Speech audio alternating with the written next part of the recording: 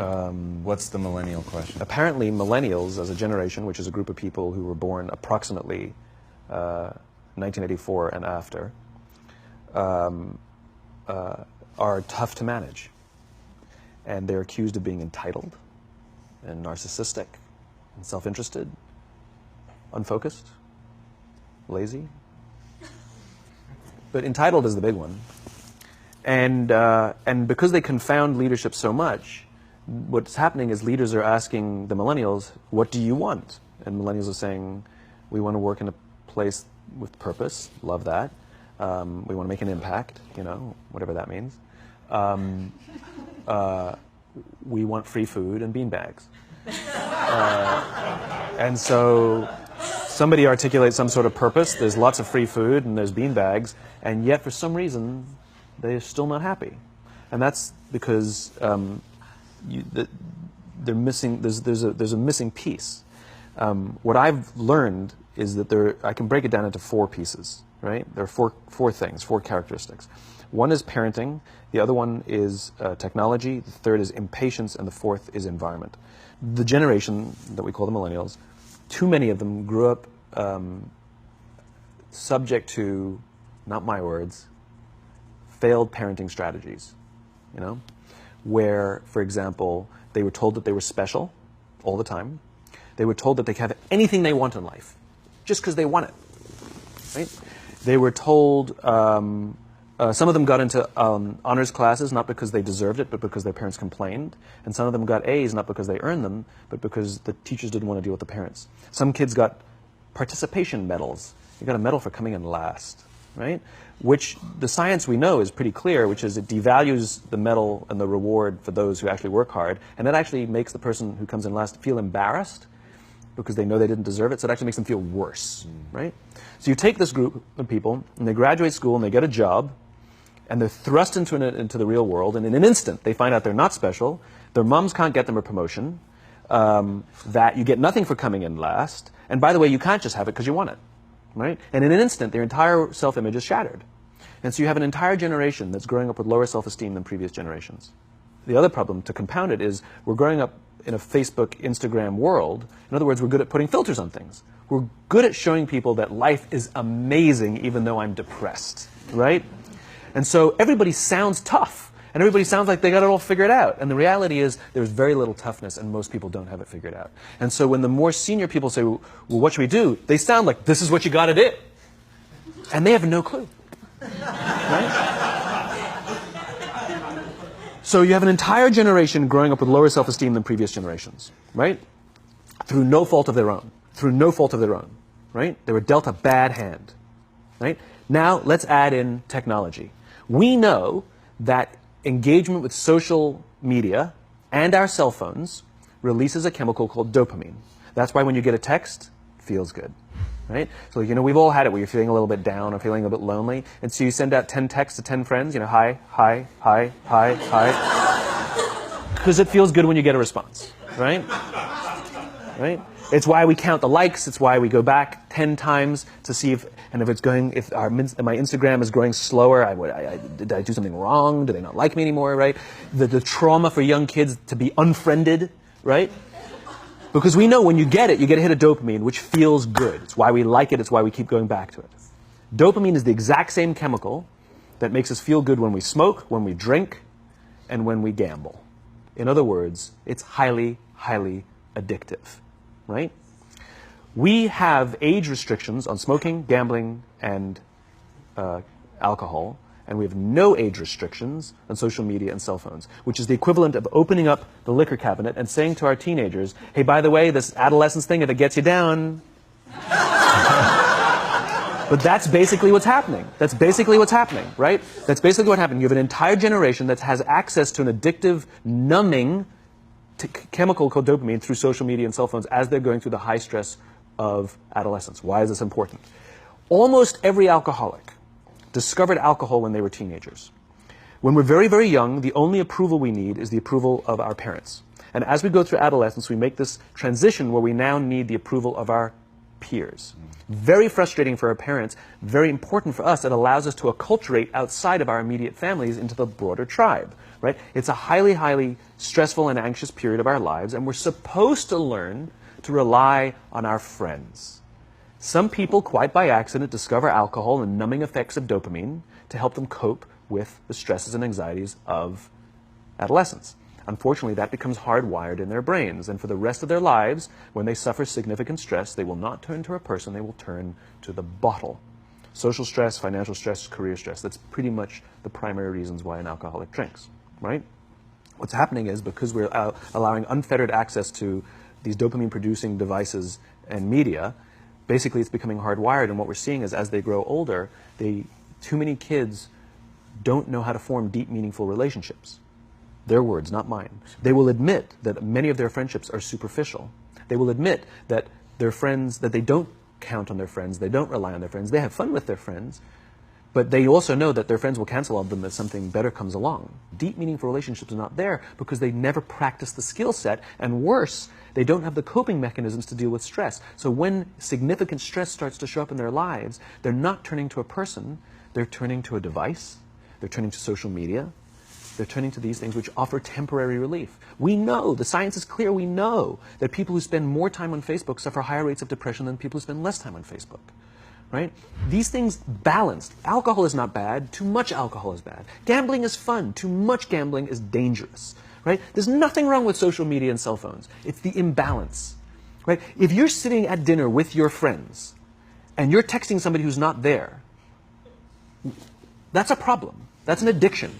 If you're sitting in a meeting with people you're supposed to be listening to and speaking, and you put your phone on the table, face up or face down, I don't care, that sends a subconscious message to the room that you're just not that important to me right now.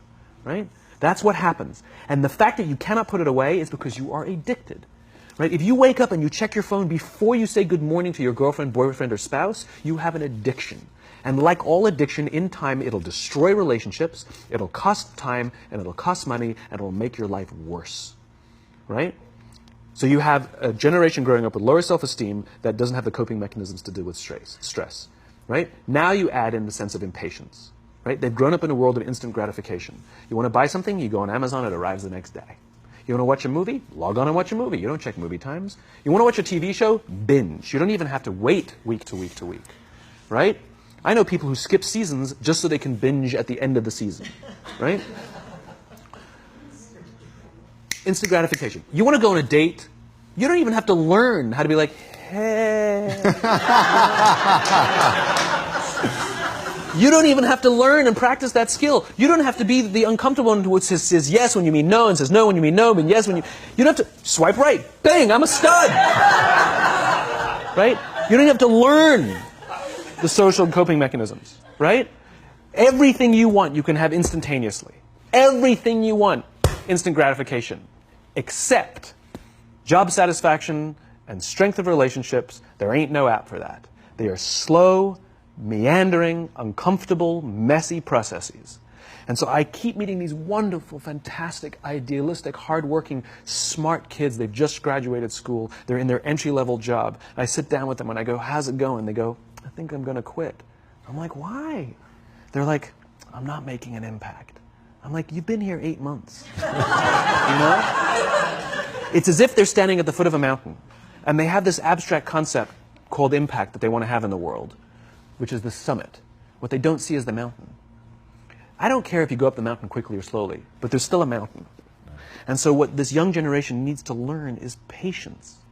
That some things that really, really matter, like love, or job fulfillment, joy, love of life, self-confidence, a skill set, any of these things, all of these things take time. Sometimes you can expedite pieces of it, but the overall journey is arduous and long and difficult. And if you don't ask for help and learn that skill set, you will fall off the mountain. Or you will, the worst case scenario, and we're already seeing it, the worst case scenario is we're seeing an increase in suicide rates. We're seeing an increase in this generation. We're seeing an increase in accidental deaths due to drug overdoses. We're seeing more and more kids drop out of school or take leaves of absence due to depression. Unheard of. These are all, this is really bad. The best case scenario, those are all bad cases, right?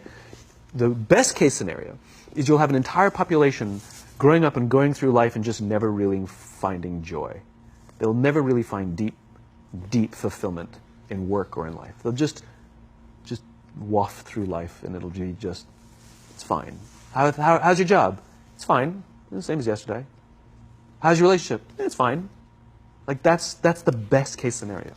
Which leads me to the fourth point, which is environment. Which is we're taking this amazing group of young, fantastic kids who are just dealt a bad hand. It's no fault of their own. And we put them in corporate environments that care more about the numbers than they do about the kids. They care more about the short-term gains than the long-term life of this young human being.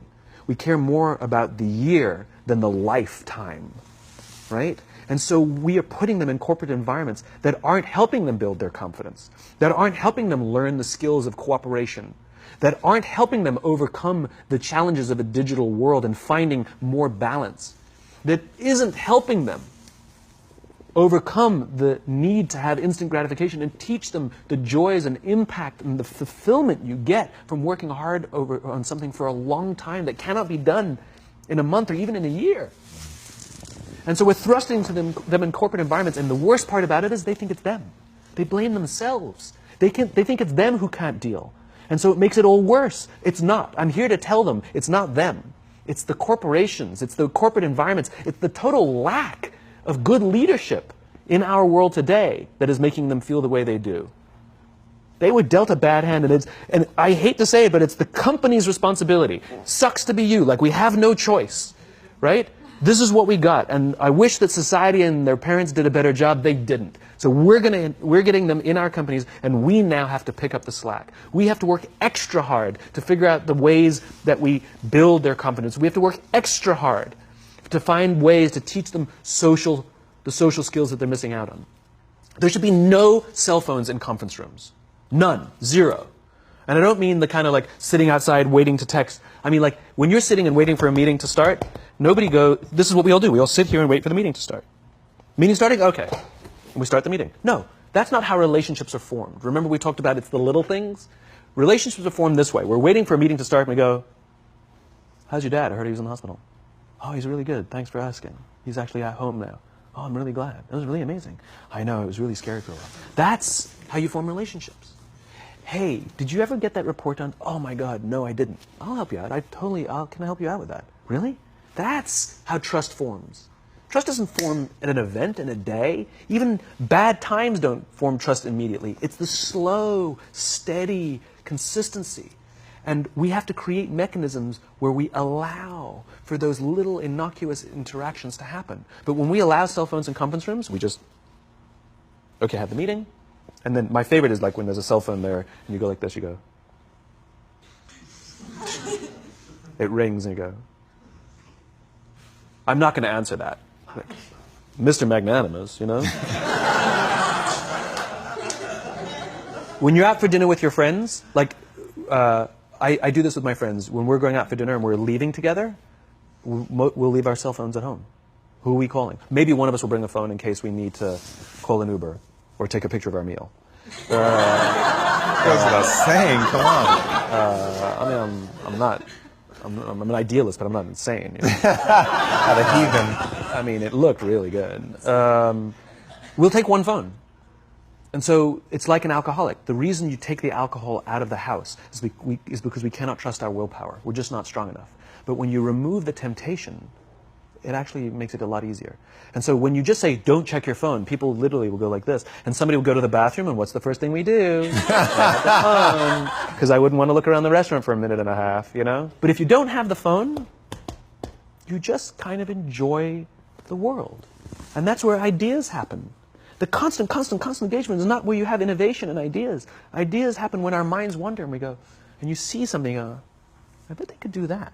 That's called innovation, right? But we're taking away all those little moments, right? You should not, and none of us should charge our phones by our beds. We should be charging our phones in the living rooms, right? Remove the temptation. You wake up in the middle of the night because you can't sleep, you won't check your phone, which makes it worse.